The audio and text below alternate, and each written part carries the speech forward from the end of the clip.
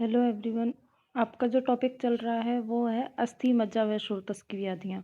और उसके अंदर हम पढ़ रहे हैं वात व्याधियाँ। तो वात व्याधि के कुछ टॉपिक आपके पहले की क्लासों में हो चुके हैं।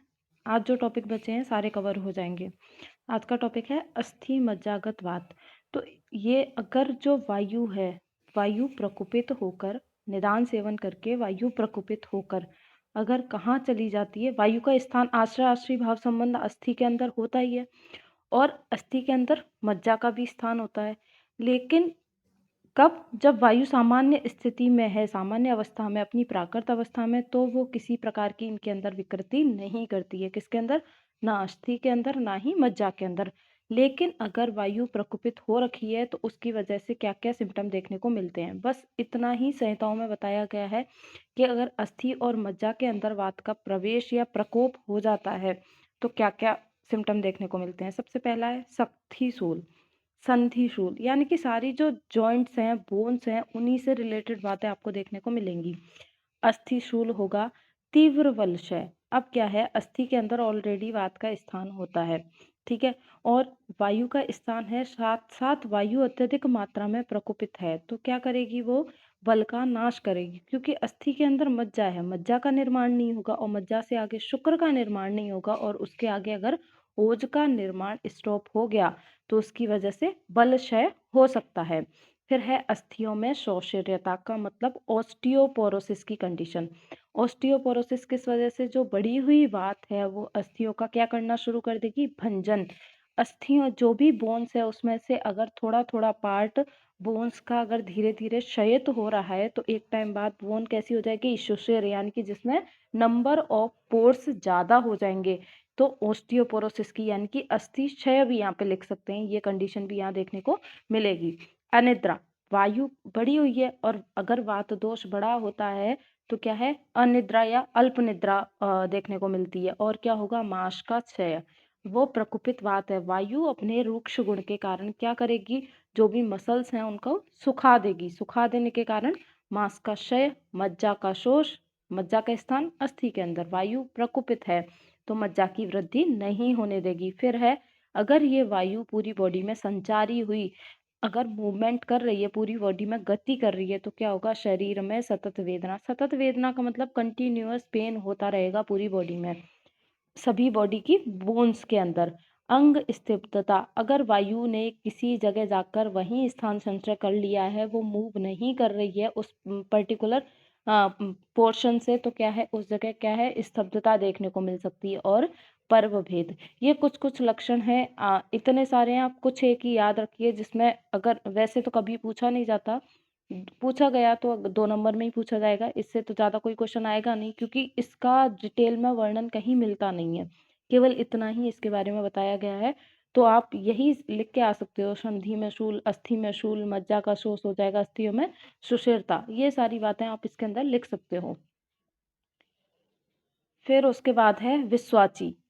विश्वाची का आपको नाम याद रखना है कि विश्वाची कहते किसको हैं या किस पर्टिकुलर एरिया की ये डिजीज है।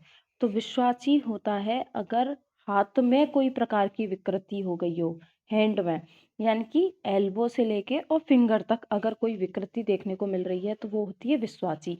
अब विश्वाची का आपको मॉडर्न कोरिलेशन भी याद रखना है। विश्वाची किस वजह से होती है? अगर आप रेडियल और अगर अल्नर, इन दोनों नर्व में कोई डिफेक्टिवनेस है, इन दोनों नर्व की कोई इंजरी हो रखी है, इन नर्व में दोनों में कोई विकृति है, तो क्या होता है? Radio ulnar paralysis. यानी कि अगर किसी, चाहे कोई ट्रॉमा की वजह से या किसी और वजह से, हाथ में किसी वजह से लग गई, कोई एक्सीडेंटल इंजरी हुई जिसकी वजह से अगर रेडियल और अल्नर नर्व डैमेज हो जाती हैं तो उस पेशेंट को विश्वाची रोग हो जाता है। और इसके अंदर होता क्या है? पहली बात तो इसके निदान, वात व्याधि, जो भी वात प्रकोपक निदान है वही इसके निदान होंगे। फिर उसके अलावा हाथ पर अत्यधिक भार पड़ना। मान लो कोई कहीं से गिर गया और किसी के हाथ पर पत्थर वगैरह कोई हैवी चीज गिर गई, तो हाथ पर अगर अत्यधिक भार पड़ना, चाहे वो गिरने से हो या उसने बोझ ढोया हो उस वजह से, और अत्यधिक वजन उठाना, हाथों से ज्यादा वजन उठाने से, और अगर कोई एक्सीडेंट वाले केस में हाथ जो है किसी भारी चीज के नीचे दब गए हों, तो रेडियल और अनल नर्व के अंदर विकृति हो सकती है, जिसकी वजह से विश्वाची रोग हो जाता है।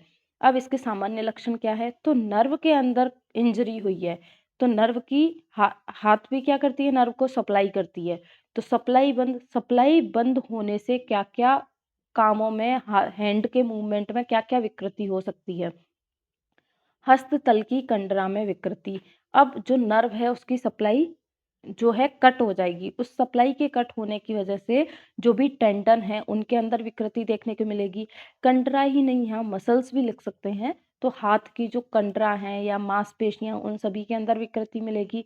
उसके बाद हाथ के आकुंचन यानी कि आकुंचन प्रसारण यानी कि फ्लेक्शन और एक्सटेंशन में भी क्या होगी? प्रॉब्लम होगी। वो जो हैंड मूवमेंट है वो प्रॉपर नहीं होंगे, फ्लेक्शन प्रॉपर नहीं हो पाएगा, एक्सटेंशन प्रॉपर नहीं हो पाएगा, ग्रहण हाथ में कोई चीज को पकड़ नहीं पाएगा और उसको लंबे टाइम तक धारण नहीं कर पाएगा। क्यों हो रहा है? क्योंकि सप्लाई किसकी होती है? रेडियल अल्ना नर्व की। और अगर इनकी विकृति हुई तो ये कोई भी काम नहीं हो पाएंगे, इनके कर्मों में विकृति होगी। तो विश्वाची के अंदर केवल एक तो आपको इसका मॉडर्न नाम याद रखना है और उसके बाद निदान तो आपको याद रह ही जाएंगे। सामान्य लक्षण में क्या है? एक्सटेंशन और फ्लेक्शन, ग्रहण, धारण, इनके अंदर क्या है? इन कर्मों के अंदर विकृति देखने को मिलेगी। फिर है अववाहुक। अववाहुक क्या होता है? ब्रेकियल प्लेक्सिस, आप लोग पढ़ के आए होंगे एनाटॉमी के अंदर फर्स्ट ईयर में। ब्रेकियल प्लेक्सिस के पैरालिसिस को क्या बोला जाता है? अववाहुक। अब जो भी हैंड की सप्लाई होती है वो ब्रेकियल प्लेक्सिस से हो रही है। अगर इसी के अंदर इंजरी होगी, इसी का पैरालिसिस हो गया तो पूरे हाथ का मूवमेंट नहीं हो पाएगा। तो ये किस वजह से होता है? आयुर्वेद क्या कहता है अववाहुक के बारे में? वात प्रकोपक आहार व्यय कॉमन है। अक्ष का अस्थि का भग्न होना। अक्ष का अस्थि क्लेविकल बोन, क्लेविकल बोन के टूटने की वजह से और अंश संधि के विश्लेष, अंश यानी कि स्कैपुला, अगर स्कैपुला और क्लेविकल बोन का फ्रैक्चर हो जाए या स्कैपुला का डिसलोकेशन हो जाए, विश्लेष मतलब डिसलोकेशन, तो ये हो सकती है कौन सी डिजीज? अववाहुक। आचार्य ने ये बताया इसके बारे में। सामान्य लक्षण क्या होगा? अंश प्रदेश की सिराओं में आकुंचन व संकोच होना। अब इसकी वजह से क्या होता है? जो स्कैपुलर रीजन की जो सारी सप्लाई होती है, चाहे वो नर्व सप्लाई हो, चाहे वो मसल हो वहाँ की, उनके जो वहाँ की जो वेन्स हैं उनके अंदर बार बार क्या होता है? कॉन्ट्रैक्शन बढ़ जाता है वहाँ पर। और क्या होता है? एक तो रही ये बात, मेन पॉइंट आपको याद रखना है सेकंड वाला, हस्त की कार्यहानि। अगर ब्रेकियल प्लेक्सिस का पैरालिसिस हो गया तो मेन नर्व कौन सी है? मीडियन नर्व, रेडियल और ये, इन सभी का पैरालिसिस हो जाएगा और इनका पैरालिसिस होने की वजह से वो पूरा हाथ का शोल्डर जॉइंट से लेके फिंगर तक कोई भी मूवमेंट देखने को नहीं मिलेगा। कोई भी वो पार्ट है कोई काम नहीं करेगा, ना तो फ्लेक्शन होगा ना एक्सटेंशन होगा, एकदम काम करना बंद कर जाएगा, यानी कि बोल सकते हैं हैंड पैरालिसिस हो जाएगा। और हुआ किस वजह से है? ब्रेकियल प्लेक्सिस के पैरालिसिस की वजह से। और वो किस वजह से हुआ है उसके निदान अलग से बताए गए हैं कि अगर क्लेविकल बोन टूट गई है या स्कैपुला का डिसलोकेशन हो गया है तो उसकी वजह से पैरालिसिस हो सकता है। फिर उसके बाद है मन्या स्तंभ। ये आपको बहुत छोटा छोटा सा पढ़ना है इन सभी के बारे में, जैसे अव्वाक पढ़ा, अपतानक है, मन्या स्तंभ है, गृदरसी। जो बड़े चैप्टर हैं उनको अच्छे से पढ़िएगा, अर्दित हुआ, गृदरसी हुआ, पक्षाघात है। बाकी सबको आपको बस ये पता होना चाहिए कि कौन से रीजन की जो डिफॉर्मिटी है। मन्या स्तंभ, मन्या स्तंभ को अगर जनरल लैंग्वेज में समझे तो इसको बोल सकते हैं गर्दन का जकड़ जाना या टॉर्टिकोलिस, गर्दन जिसमें जकड़ जाए। मन्या मतलब गर्दन और स्तंभ मतलब जकड़ाहट, गर्दन की जकड़ाहट को ही मन्या स्तंभ बोला गया है। अब आप नॉर्मल सी चीज सोचिए, मन्या स्तंभ अगर हो रहा है तो वात दोष तो होगा ही होगा, साथ में इसके कौन सा दोष अगर होगा, क्योंकि स्तंभ वर्ड आ गया तो वायु की वजह से स्तब्धता स्तंभ हो सकते हैं, लेकिन जो मेन काम है वो किसका रहता है? कफ का रहता है। तो आपको एक तो इसमें दोष याद रखने हैं। अगर 2 नंबर में कभी पूछा गया तो ये पूछ सकते हैं मन्या स्तंभ में दोष प्रकृति बताइए, तो आपको याद रखना है कि वात कफ दोष की वजह से मन्या स्तंभ रोग होता है। तो दिवाशयन से क्या होगा? वायु तो प्रकोपित है ही ऑलरेडी, दिवाशयन से क्या होगा? कफ का प्रकोप हो जाएगा। तो यहाँ पर निदान कौन से आएंगे? दोनों वात कफ आ जाएंगे। फिर उसके बाद विषम स्थान या विषम स्थिति में लेटना। जैसे क्या है आजकल लोग फ़ोन चलाते-चलाते पिलो को उल्टा-सीधा रख के और गर्दन को चाहे जैसे ही रख के लेट जाते हैं, तो उसकी वजह से क्या है, अगर बहुत लंबे टाइम तक गर्दन को, नेक रीजन को आप लंबे टाइम तक विषम स्थिति में करके लेटे हुए हो, यानी कि आपने गलत तरीके से, जैसे बोला जाता है कि ज़्यादा ऊँचे पिलो का यूज़ नहीं करना चाहिए। अगर ये चीज़ें कर रहे हैं, तो उसकी वजह से क्या है, गर्दन में जकड़ाहट हो सकती है। तो विषम स्थान या विषम स्थिति में लेटने से और निरंतर ग्रीवा उठाए मुड़कर देखते रहना, या तो गर्दन को, जैसे अगर हम स्काई की तरफ देखते हैं तो गर्दन को हम ऊपर उठा के देखते हैं, या फिर ऊंची-ऊंची बिल्डिंग्स को देखते हैं तो हम गर्दन को ऊंचा उठा करके देखते हैं। तो अगर कंटिन्यूटी में आपने कंटिन्यूअस गर्दन को ऊंचा उठाकर आप किसी चीज को देख रहे हो, या फिर जैसे कि कई बार होता है कि पीछे मुड़ के देख रहे हैं, तो लगातार ऐसे देखते ही रहते हैं, यानी कि गर्दन को मुड़कर जो है सामने ना रख करके, या तो ऊपर उठा करके या उसको साइड में मोड़ करके कंटिन्यू अगर आप किसी चीज को देखते रहते हो, तो उसकी वजह से भी क्या है, मन्यास्तंभ हो सकता है। संप्राप्ति में क्या बताया गया है, निदान सेवन से वात का प्रकोप होगा। वात, अब यहाँ पर होता क्या है, जो प्रकोपित वात है वो वायु कफ से आवृत हो जाती है। जो आप आवरण वाला चैप्टर मैंने आपको पढ़ाया था पैथोलॉजी के अंदर, वो याद कीजिए। मैंने क्या बताया था कि हमेशा अंदर कौन रहेगी, वायु, ऊपर से कवरिंग कौन करेगा, पित्त कफ या और कोई चीज, जैसे कि रस रक्त धातु, ये सारी चीजें, लेकिन हमेशा अंदर तो वायु रहेगी। अब यहाँ पर जो वायु है वो प्रकोपित होकर के कफ से आवृत हो जाती है। कफ वायु को आवृत कर लेता है, और आवृत करने के कारण क्या होता है, कफ आवृत वात, यानी कि कफ से आवृत होकर वायु कहाँ स्थित हो जाती है, मन्या प्रदेश में स्थान संचय कर लेती है। अब मन्या प्रदेश में इसका स्थान संचय हो गया, यानी कि मूवमेंट हो नहीं सकता, क्योंकि वायु तो अंदर है। इसीलिए क्या है, स्टिफनेस देखने को मिलती है कहाँ पर, नेक में। इसीलिए लंबे टाइम तक स्टिफनेस, क्योंकि अगर कहीं जकड़ाहट हो रही है, कहीं स्तंभ हो रहा है, तो वहां कफ तो होगा ही और वायु भी होगी। लेकिन आप इससे ये चीज समझ सकते हो कि ज्यादातर केसेस में क्या होगा, वायु आवृत रहेगी, किससे, कफ से। तब ये चीज देखने को मिलेगी, क्योंकि फिर वायु का मूवमेंट रुक जाएगा, और मूवमेंट रुकने की वजह से अगर वो वायु और कफ दोनों एक ही जगह रुक गए, यानी कि स्थान संचय हो गया, तो पर्टिकुलर कोई डिजीज हो सकती है, जैसे कि यहाँ पर हो रहा है मन्यास्तंभ। सामान्य लक्षण क्या है, मन्या प्रदेश में स्तब्धता, स्टिफनेस देखने को मिलेगी, और क्या होगा, वेदना होगी। यानी कि पहले निदान भले ही उसके ये रहे हों कि वो निरंतर क्या है, ग्रीवा को लगातार उठाकर मुड़कर देख रहा हो, लेकिन एक बार मन्या स्तंभ हो गया तो नेक का मूवमेंट भी प्रॉपर नहीं कर सकता। जैसे जनरली ये तो होता रहता है, कई बार उल्टी तरीके से सो जाते हैं, तो कई बार सुबह उठते हैं तो गर्दन को मोड़ने में भी प्रॉब्लम होती है। तो ये चीज तो होती रहती है, यानी कि मैं कहना ये चाह रही हूँ कि इसमें लक्षण ये भी मिलेगा कि जब भी आप नेक मूवमेंट करोगे, तो उसमें आपको क्या होगा, पेन बहुत ज़्यादा होगा, वेदना अत्यधिक होगी। फिर है नेक्स्ट डिजीज़, पंगुता। पंगुता बोले तो पंगु होना, मतलब दोनों पैरों की क्रियाहीनता, यानी कि व्यक्ति, हम पैरों से क्या काम करते हैं, चलने का काम करते हैं। अगर कोई व्यक्ति है जो पैरों से चल नहीं पा रहा है, क्रियाहीनता, पैरों का काम क्या है, चलना, अगर पैरों की क्रियाहीनता हुई, पैरों से वो चल नहीं पा रहा है, तो उसको क्या बोलेंगे, पंगुता कहते हैं। यानी कि आपको इसमें केवल यही एक लाइन याद रखनी है, दोनों पैरों की क्रियाहीनता वर्ड पर फोकस रखिएगा। जैसे अववाहक में क्या देखा था, हाथ की क्रियाहीनता को अववाहक कहते हैं, पैरों की क्रियाहीनता को पंगुता कहते हैं। तो एक एक लाइन में आप इनका मतलब याद रखिए, बाकी निदान वगैरह तो सेम ही रहने वाले हैं।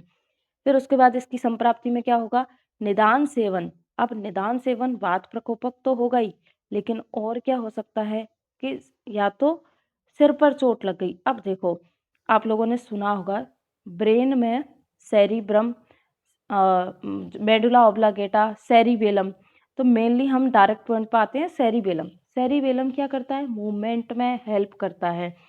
अगर ब्रेन पे चोट लगी, सर पे चोट लगी, सेरिबेलम इंजर हो गया, तो उसकी वजह से मूवमेंट में क्या हो जाएगा, क्योंकि कंट्रोल करने वाला कोई नहीं है, मूवमेंट का कंट्रोल कौन करवाता है, सेरिबेलम करवाता है। अगर उस पर चोट लगी, कोई आघात हुआ, तो क्या है वो, अगर सेरिबेलम का पैरों से जो कनेक्शन है, वो जो नर्व सप्लाई जाती है, वो डिस्कनेक्ट हो गई, तो क्या है, व्यक्ति पंगु हो सकता है।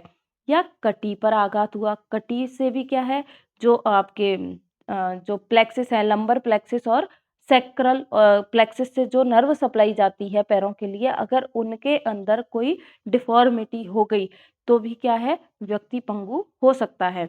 तो निदान सेवन किया, उससे क्या हुआ, वात का प्रकोप हुआ। वायु कहाँ स्थान संचय करेगी, कटी के अंदर, कमर के अंदर, कटी की अस्थियों में स्थान संचय होगा, यानी कि पेल्विक रीजन में वायु का स्थान संचय हुआ।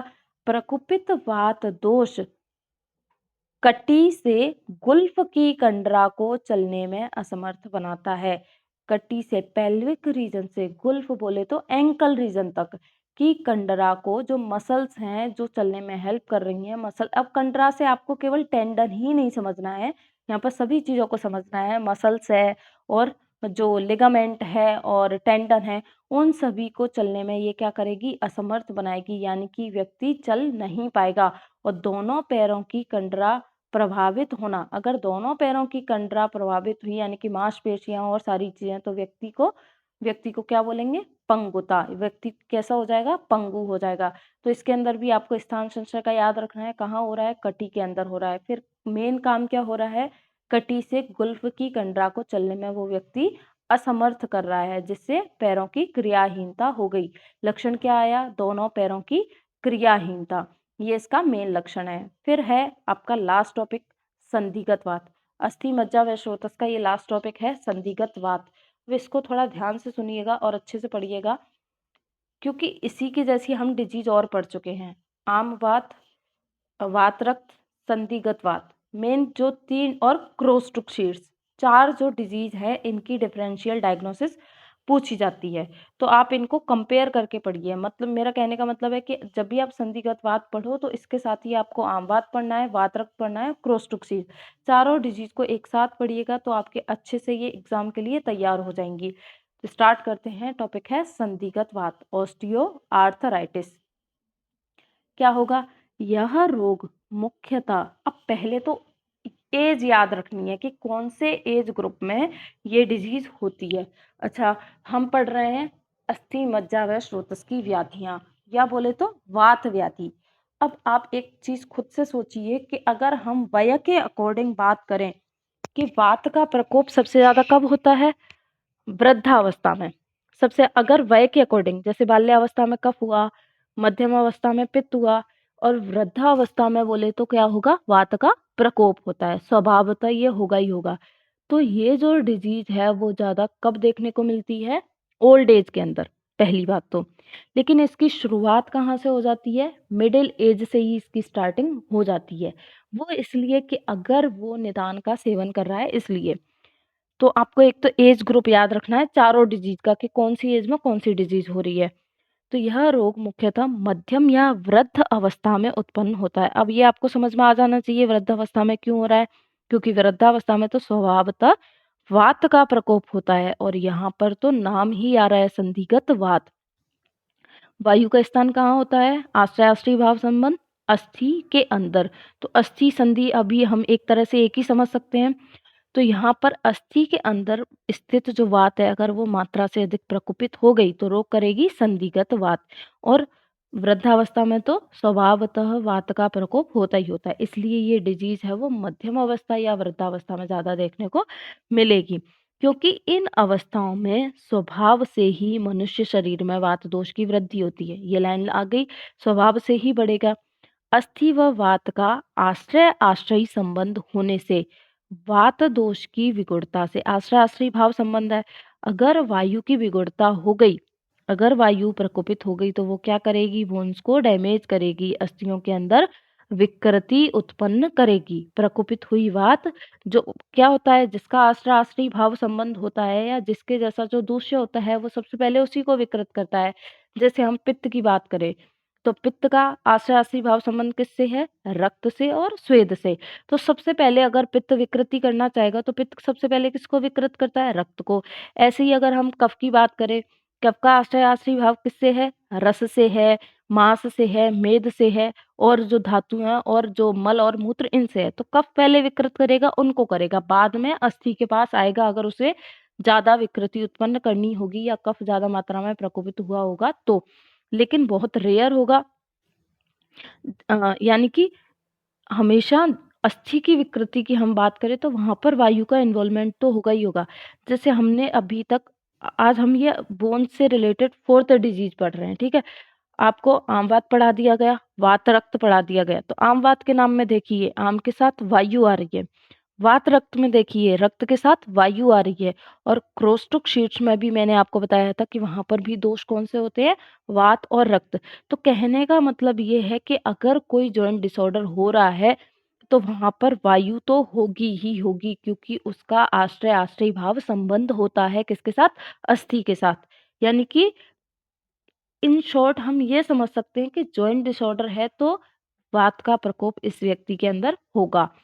फिर उसके बाद क्या हुआ, वात दोष की विगुणता से प्राय अस्थियों में विकृति उत्पन्न हुई। विकृत वात दोष द्वारा संधियों को आक्रांत करने से अब ये वायु क्या करेगी, सभी जॉइंट्स में जाके अवरुद्ध हो जाएगी, सभी जॉइंट्स में जाके स्थान संश्रय कर लेगी और क्या करेगी, संधिवात नामक रोग की उत्पत्ति करेगी। इसकी डेफिनेशन देखिए, वात दोष की विकृति के कारण अब वायु बढ़ी हुई है तो शूल तो होगा, ये तो उसका स्वाभाविक कर्म है प्रकोपित वायु का। तो वात दोष की विकृतियों के कारण क्या होता है, संधियों में शूल होता है।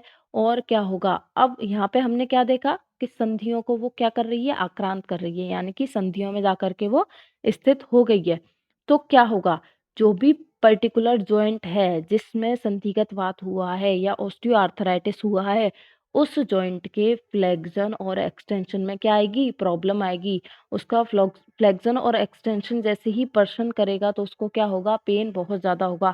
आप लोगों ने देखा ही होगा, ये वाला भी पेशेंट जनरली हर घर के अंदर होता है। तो क्या है, वो प्रॉपर मूवमेंट नहीं कर पाते हैं, फ्लेक्शन और एक्सटेंशन प्रॉपर नहीं हो पाता है, तथा क्या होगा, वहां पर शोथ होगा थोड़ा थोड़ा। जितना शोथ आम वात के अंदर होता है उतना शोथ वहां नहीं होगा। क्योंकि देखो, जॉइंट डिसऑर्डर है तो जॉइंट के अंदर साइनोवियल फ्लूइड है। साइनोवियल फ्लूइड बोलूं मैं या फिर उसको अकॉर्डिंग टू आयुर्वेद क्या बोलूं, श्लेष्मक कफ। यानी कि कफ का इन्वॉल्वमेंट भी है और जहाँ कफ होगा वहां पर शोथ होगा।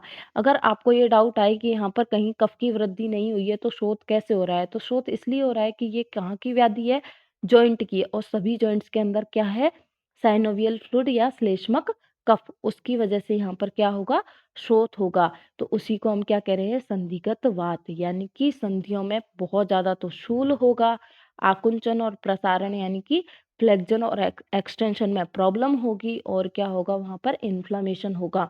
उसे हम बोलेंगे संधिगत वात। फिर हम इसके निदान की बात करते हैं। तो सभी जो वात व्याधि के जो आपको पहले निदान बता दिए गए हैं वही इसके निदान है। संप्राप्ति पर आते हैं, इंपॉर्टेंट है। वात प्रकोपक निदान का सेवन किया, निदान सेवन किया किसको, वायु को बढ़ाने वाले। वात दोष का क्या हुआ, प्रकोप हुआ। अब ये प्रकोपित वायु, वही बात किस पर आती है कि स्थान संश्रय किस जगह हो रहा है। जिस जगह स्थान संश्रय होगा उसी जगह के आसपास के दूषित की विकृति होगी और उसी रीजन की डिजीज होगी। डिजीज का होना या पर्टिकुलर किसी डिजीज का नाम किस पे डिपेंड करता है कि दोष का स्थान संश्रय किस जगह हुआ है। जिस जगह होगा उसी के अकॉर्डिंग उसका नाम दे दिया जाता है। तो वात दोष का प्रकोप हुआ।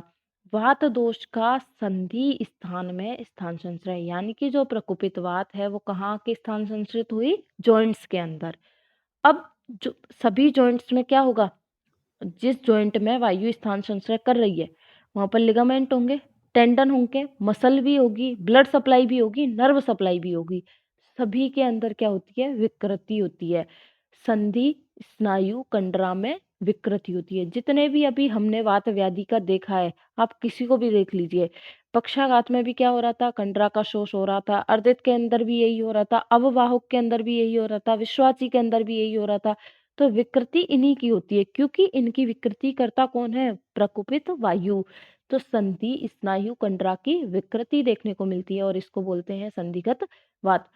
तो आपको इसमें मेन पॉइंट याद रखना है कि स्थान संश्रय कहाँ होगा। स्थान संश्रय होने पर ये पॉइंट तो सभी वात व्याधियों में जनरली कॉमन ही होता है। ज्यादातर के अंदर यही है कि कंडरा की विकृति देखने को मिलेगी। तो आपको ये चीज इसके अंदर याद रखनी है। फिर इसके लक्षण क्या है, सामान्य लक्षण। संधि प्रदेश में वात पूर्ण द्रति स्पर्श होता है, यानी कि जिस जॉइंट में वायु ने स्थान संश्रय किया है। अब देखो, वायु कैसी है, जैसे किसी बलून के अंदर एयर भरी हुई हो, ठीक है? और अगर आप उसमें फूँक मारो या उसको टच करो तो उसके अंदर क्या है, वायु जैसी ही आपको ध्वनि सुनाई देगी, ठीक है? तो वात द्रतिपूर्ण स्पर्श मतलब कि अगर जिस जॉइंट के अंदर ऑस्टियोआर्थराइटिस हो रहा है या संधिगत वात हो रही है, उस जॉइंट को आप टच करके देखोगे, तो अगर मान लो कि जैसे आप जॉइंट को टच कर रहे हो तो उसके ऊपर मसल्स वगैरह है, लेकिन अगर उसके बीच में एयर आ जाए, हवा आ जाए तो वो कैसा हो जाएगा? स्पॉन्जी हो जाएगा कि नहीं? आप उसे फ़ील करोगे तो वो स्पॉन्जी जैसा हो जाएगा, क्योंकि अंदर एयर भरी हुई है। तो जब टच करते हैं तो कैसा आता है? वात पूर्ण द्रति, यानी कि वात पूर्ण द्रति का मतलब पूरी तरीके से उसके अंदर एयर भरी हुई है, ऐसा स्पर्श वहाँ पे फ़ील होगा। टच करने से ही पता चल जाता है कि अंदर हवा भरी हुई है। संधियों में क्या होगा? शोथ होगा। क्यों होगा? क्योंकि वहाँ पर श्लेष्मक कफ उपस्थित है। फिर उसके बाद प्रसारण, आकुंचन के समय जब भी वो व्यक्ति मूवमेंट करेगा, फ्लेक्शन करेगा या एक्सटेंशन करेगा तो उसको क्या होगा? पेन बहुत ज़्यादा होगा। चलते समय संधियों में आवाज़ आना, वायु का कौन-सा गुण होता है? चल गुण की सॉरी वायु के अंदर शब्द गुण, शब्द कौन उत्पन्न करती है? वायु उत्पन्न करती है। तो अगर जॉइंट्स के अंदर हवा भरी हुई है और चलने में हेल्प कौन कर रहे हैं? जॉइंट्स कर रहे हैं। तो चल रहा है जब व्यक्ति तब उसकी संधियों में से आवाज़ आएगी, यानी कि क्रेपिटस साउंड सुनाई देगा। क्रेपिटस साउंड साउंड किसकी वजह से आएगा? जो एयर जॉइंट्स के अंदर भरी हुई है, जो वायु ने संधियों को आक्रांत कर रखा है, उसकी वजह से जब व्यक्ति चलेगा तो शब्द गुण किसका होता है? वायु का होता है। उसकी वजह से चलने पर आवाज़ आएगी। फिर बोलते हैं साध्य-साध्यता। तो साध्य-साध्यता में ये बात बोली जाती है कि ये डिज़ीज़ है वो सबको पता है, मेनली कब होती है? वृद्धावस्था में, ओल्ड एज वाले लोगों को होती है ये, अतः उनमें धातुक्षय अधिक होता है। धातुक्षय भी उनमें क्यों होता है? क्योंकि वायु बढ़ी हुई होती है और वो प्रकुपित वायु सभी धातुओं को पूर्णतः निर्माण नहीं होने देती है। इस वजह से वृद्धावस्था के अंदर धातुक्षय की कंडीशन देखने को मिलेगी। इसीलिए इसीलिए ये रोग कैसा होता है? उनके अंदर कृच्छ साध्य होता है, क्योंकि उनके अंदर धातुक्षय है, बल नहीं है। साथ-साथ क्या होगा? वो जो वायु बढ़ी हुई है, वो बोन्स को कैसा बना देगी? वीक बना देगी। अब हम कैसी भी उनको ड्रग्स दे लें, ये क्योर नहीं हो सकता, क्योंकि उनके अंदर जो जनरल मैकेनिज़्म के थ्रू जो धातुओं का निर्माण हो रहा है, वो कम-कम होगा, बजाए किसके? एक मध्यम आयु वाला व्यक्ति है और एक बाल्यावस्था वाला बच्चा है, तो उनके कंपैरिज़न में उसके अंदर धातुक्षय ज़्यादा होता है। धातुक्षय होने की वजह से बल की कमी होती है, इसीलिए वृद्धावस्था में कोई भी डिज़ीज़ हो, वो कृच्छ साध्य होगी या याप्य होगी। तो ये आपकी जो अस्थि और मज्जा व स्रोतस की जो डिजीज़ हैं, अकॉर्डिंग टू आयुर्वेदा सभी कंप्लीट होती हैं। आप सबको पढ़ लीजिएगा। उनमें सबसे इम्पोर्टेंट 4 डिजीज़ हैं, पक्षाघात, अर्दित, गृध्रसी और संधिगत-वात। ये तो आपको बहुत अच्छे से पढ़नी है, बाकी आपको रीड करना है और पता होना चाहिए कि विश्वाची को क्या कहते हैं, अपतानक को क्या कहते हैं, अववाहक को क्या कहते हैं। सबका पर्टिकुलर पता होना चाहिए और उनका मॉडर्न कोरिलेशन भी, मतलब केवल नाम ही याद रखिए, जिससे आपको थोड़ा माइंड में अटक जाएगा तो एग्ज़ाम में आपको याद आ जाएगा।